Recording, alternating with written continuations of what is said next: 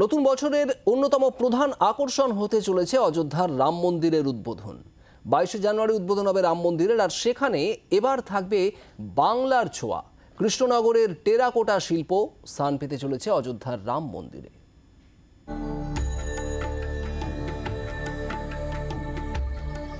জানুয়ারি অযোধ্যায় রাম মন্দির উদ্বোধন হতে চলেছে। সেই রাম মন্দিরের প্রবেশ পথে দেখা যাবে কৃষ্ণনগরের বিশ্বজিৎ মজুমদারের হাতের নানা শিল্পকর্ম। মূল প্রবেশদ্বারের দুধারে সাজানো থাকবে কৃষ্ণনগরের শিল্পের তৈরি টেরাকোটার ভাস্কর্য। 20 ফুট বাই 10 ফুটের প্রায় 100টি টেরাকোটার মুরাল থাকবে সেখানে। অযোধ্যার এই রাম মন্দির প্রজেক্টের একটা ঐতিহাসিক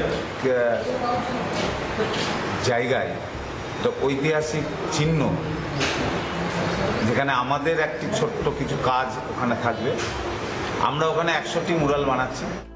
60% কাজ শেষ হয়েছে। 100টি মুরাল তৈরি হচ্ছে রামায়ণের কাহিনী অবলম্বনে।